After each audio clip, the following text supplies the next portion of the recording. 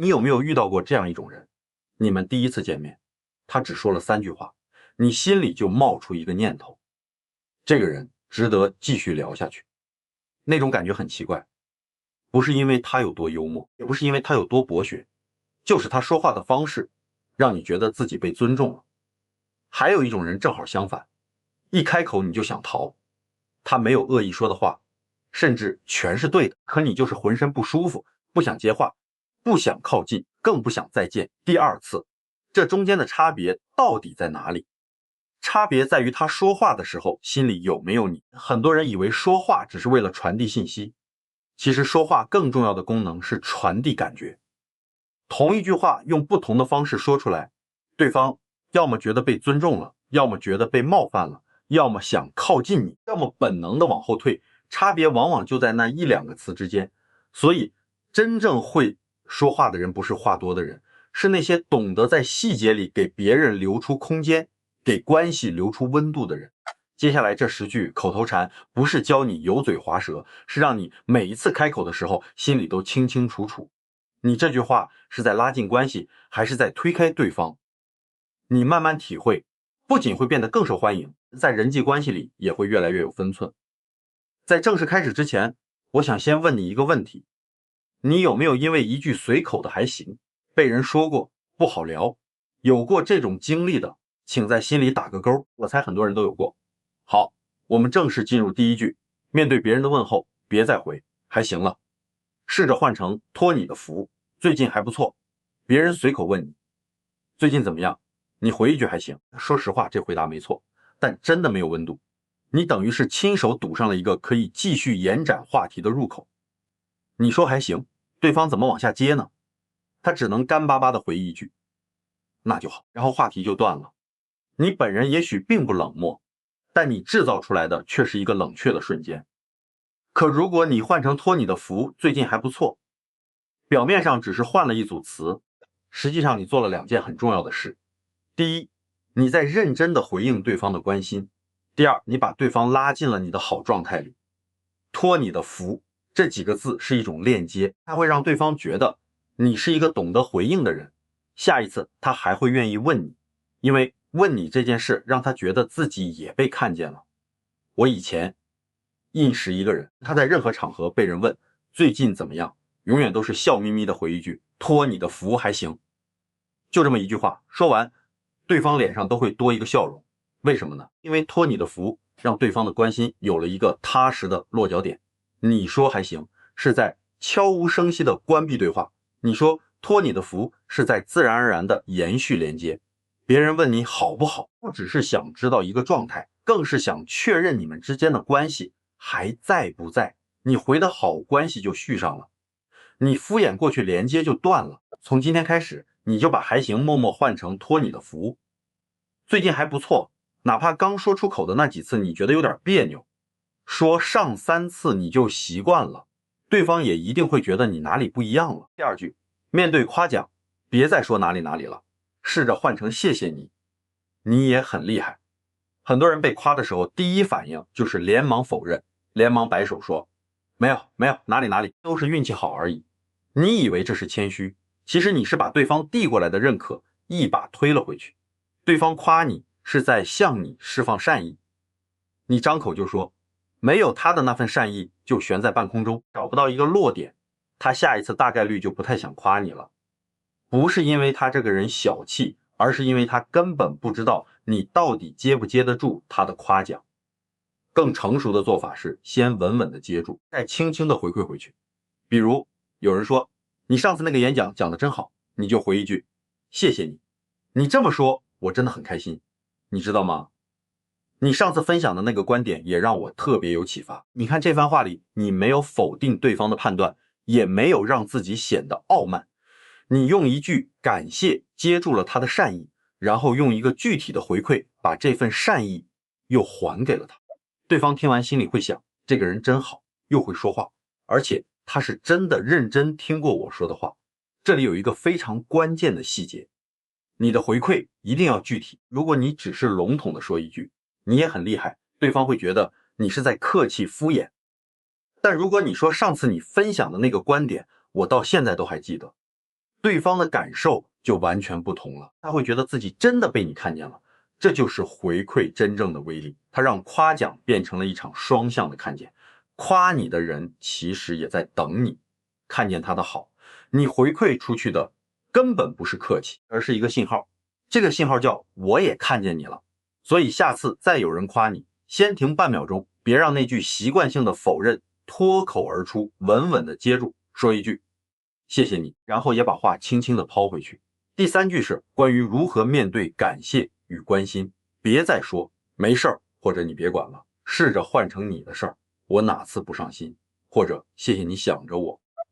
这2种情况针对的其实是同一个核心问题，就是你到底怎样去回应别人对你的善意。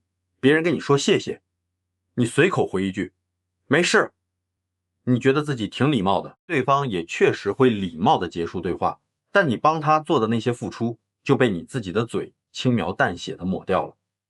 尤其是在亲近的人之间，家人、朋友、同事，你费心费力帮了他一个忙，他真心实意的感谢你，你却轻飘飘的甩出一句没事，他听完反而会觉得欠你的这份情不知道怎么还了，然后他可能就不再轻易麻烦你了，慢慢的也就不再那么靠近你了。如果你把那句没事换成你的事，我哪次不上心，对方的感受会完全不一样。这句话等于让他在你心里找到了一个确定的位置，他确认了原来我的事在你这里从来都不是小事。面对关心也是同样的道理，对方心疼你，问你是不是很累，要不要歇一歇。很多人会本能的竖起一道墙，说你快别管了，我自己能处理好，不用麻烦了。你以为这是在证明自己独立能干，其实你正在一把推开那些想靠近你的人。你推开1次2次，对方就真的不再管你了。等到哪一天你突然觉得孤单，觉得怎么没人关心我了，其实是你自己亲手把那些关心你的人赶走了。更聪明的回应方式是先真诚的表达感谢，同时温和的守住自己的边界。你可以这样说，谢谢你想着我，我这边暂时还能应付，真的需要帮忙的时候我一定第一个跟你说。你这样回应既没有推开对方，也没有把边界完全让出去。记住一句话，对亲近的人不要习惯性的用客气推开他，对关心你的人不要本能的用冷漠去回报他。下次再有人真心帮你，你试着说一句你的事我哪次不上心。下次再有人真心关心你，你开口先说谢谢你想着我，再说我会照顾好自己的。第4句，面对困难的时候别说我好惨，试着换成我正在经历一场成长。抱怨这个东西传染力特别强，一个人天天把好惨挂在嘴边，别人第1次听见会同情，第2次听见会安慰，等到第3次他再听见，本能反应就是悄悄躲开。别急着怪别人冷漠，是因为他自己的能量也在被你一点点消耗。没有人愿意长时间靠近一个能量黑洞，这不是刻薄，这不过是人性。如果你换一种说法说最近确实挺难的，但换个角度想，这也是在逼着我成长啊。你既没有否认困难的存在，也没有死，撑着说没事我很好，你表达出来的是一种态度，我在面对，我在转化，我在咬着牙往前走。这种表达传递出来的是一种珍贵的稳定感，而稳定的人，别人天然就愿意靠近。我见过一个人创业失败了3次，每次见面别人小心翼翼地问他还好吗，他都笑着说还在试，我觉得这次差不多能成了。哪怕当时他连房租都快付不起了，他的表达里永远带着一种我正在经历成长的从容。后来他真的做成了，而且那些在他最难的时候听过他说我在成长的人，后来都成了他第1批客户。为什么呢？因为他的语言让周围的人在他人生的最低谷时期依然坚定地觉得这个人靠谱。他眼前的困难是暂时的，但他骨子里的韧性是长期的。你的语言其实在悄悄塑造你的处境，你不停地对自己和世界喊我好惨，你就真的会越陷越惨。你平静地说我在成长，你就已经开始相信自己能熬过去了。第5句，面对挑战别说我不行，试着说我可以学我不行。这3个字是一种关闭，你亲手关上了机会的门，也关上了对方对你的所有期待。而我可以学这4个字是一种开放，你没有浮夸的吹嘘自己的能力，但你清清楚楚的表达了你的态度，你愿意试。很多时候，在别人决定要不要给你机会的关口，态度就是那个唯一的判断标准。能力不足可以用时间来换，但态度是瞬间就能被对方感知到的东西。我应识一个年轻人去面试的时候，经验明显不足，很多专业问题都答不上来。面试官最后问他：你觉得你自己能胜任这份工作吗？他很坦然地回答：我现在确实还不够熟练，但我学东西很快，您给我1个月的时间，我保证能跟上。面试官后来真的录用了他，给出的理由也很简单：我见过太多经验丰富但态度敷衍的人，我宁愿把机会给一个态度认真，只是暂时还不熟练的年轻人。那些张口就说我不行的人，未必是真的没有能力，很多时候是已经替自己提前判了死刑，而那些坚定地说我可以学的人才配拥有下一次。下一次你想脱口而出我不行的时候，停一停，把它替换成我可以学，你不会知道这句话会替你打开多少扇意想不到的门。第6句，面对别人征求你意见时，你脱口而出的随便试着换成我更想听听你的想法。随便这2个字是无数段关系的慢性毒药，你说的时候轻松随意，可对方耳朵里听到的其实是我不在乎。1次2次也就忍了，时间一长，对方一定会停止问你，因为他心里会想，既然每次问你，你都说随便，那我何必再费这个心思呢？如果你把随便换成我更想听听你的想法，你传递出去的就是满满的参与感和尊重，对方会感觉到你是在乎这段关系的，你不是在敷衍他。我观察过一对夫妻，他们关系从最初的甜蜜慢慢走向冷淡，中间发生的变化其实就藏在一个细节里。妻子面对丈夫吃什么这类问题的回答，从以前有商有量的讨论慢慢变成了随便，后来又变成了都行，你想吃我就陪你。可丈夫从这句话里压根儿感受不到陪伴的主动，他感受到的只有满满的被动。后来妻子换了一种说法，她说我更想听听你的想法，你不是最近一直念叨着想吃那家川菜吗？就这一句话，2个人之间的温度立刻就回来了。因为随便是对共同参与的放弃，而我想听你的想法是一次真诚的邀请。随便这2个字是在给关系判无期徒刑，而我想听你的想法是在给关系注入新的生命力。第7句，面对玩笑与评价，别再说你好傻，或者你不行，试着换成你这个想法挺有意思的，或者我觉得你还有很大的空间。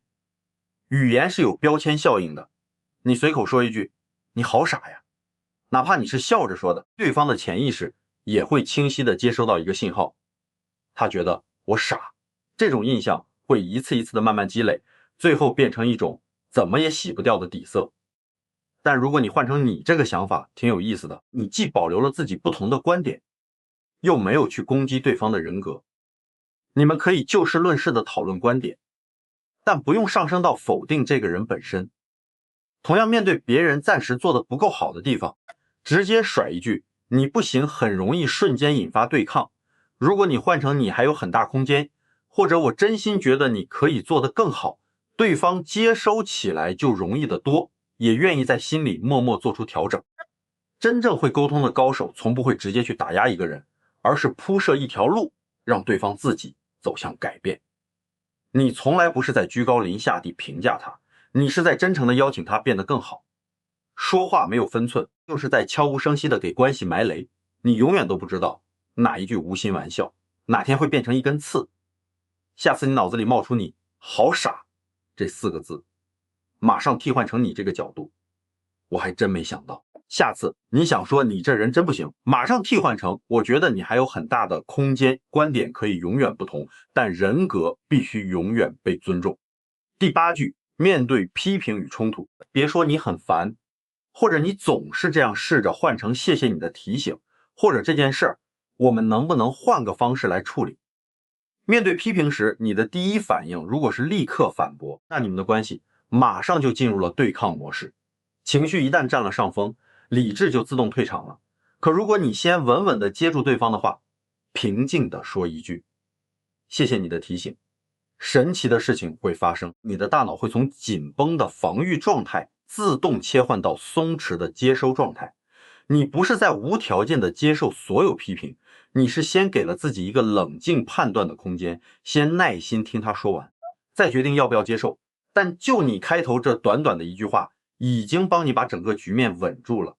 在冲突里，你总是这样，是一句杀伤力极强的攻击性话语。对方听到的不是这件事本身有什么问题，而是你这个人有问题。他会立刻开启本能防御，而不是配合你来解决问题。如果你换成这件事，我们能不能换个方式看看？主语一下子就变成了我们聚焦的问题，变成了眼前这件事，方向也明确为一起换个方式。你瞬间就把它从对立面拉到了自己同一边，先接住再判断。你永远是那个赢家。同一个问题，换一个词就能决定你们是并肩解决问题，还是面对面开战。被批评的时候先稳住，说一句谢谢你的提醒，再慢慢判断要不要接受。发生冲突的时候先说这件事我们能不能换个方式，把它拉到你这一边。第9句，面对低谷与辛苦，别说过不下去了，或者烦死了，试着换成这说不定是一个转折点，或者跟我经历过的比起来，这真不算什么。你如何描述你的生活，就会在别人心里塑造出对你完全不同的认知。长期把烦死了挂在嘴边的人，别人会下意识给你贴上一个标签，觉得你是一个情绪不稳定的人，而情绪稳定的人到哪里都更容易获得信任。语言甚至会影响你自己看待现实的方式。你说这次真的结束了，你其实就已经开始在心里放弃。你说这可能是个转折点，你的大脑就会自动开始寻找出路。同样，一个低谷，有的人在里面一困就是3年，有的人3个月就爬了出来。差别根本不在运气，而在于解释方式。你先相信它在变好，你的行为才会跟着往好的方向走。面对辛苦，那些成天喊烦死了的人，其实是在不断的自我消耗，而一句这不算什么，并不是在否认辛苦，恰恰相反，这是在表达一种我扛得住的态度。真正有价值的人不一定拥有最强的能力，但一定拥有最稳的情绪。低谷从来不是终点，它只是你人生地图上一段暂时还没标注出来的路，你给它起什么名字，它就带着你朝哪个方向走。第10句，面对别人的期待与鼓励，别说我不行，或者你太高估我了，试着换成谢谢你一直这么相信我。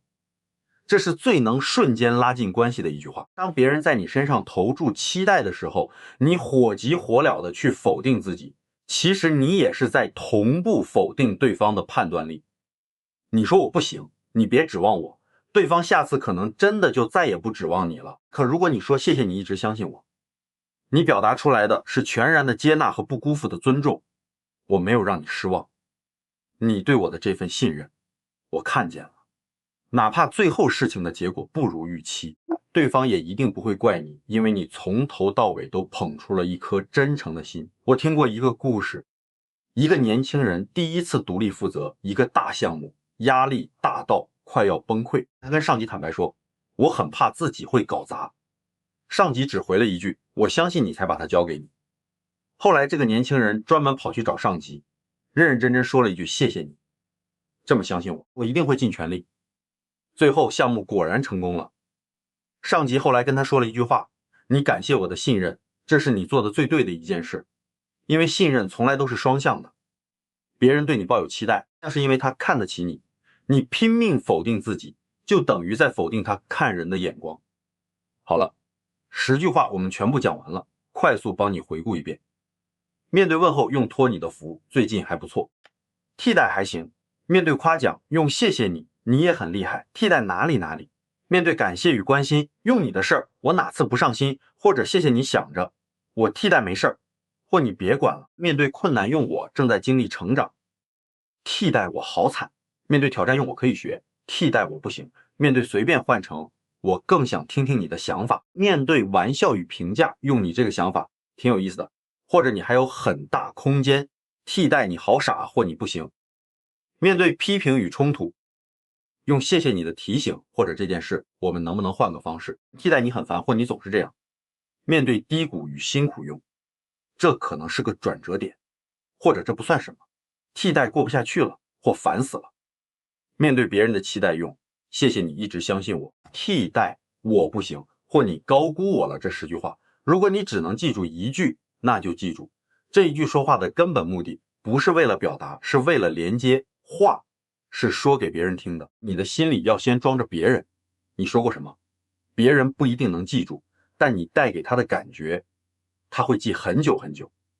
当你开始有意识的调整自己的表达方式，记住这绝不是为了讨好任何人，而是为了让自己能更清晰更准确的传递善意、边界和尊重。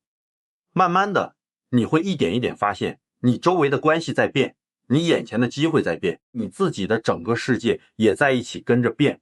会说话的人不一定最聪明，但往往走得最远，因为语言就是你跟这个世界之间架起来的那座桥，修得结实，修得漂亮，哪里你都能去得了。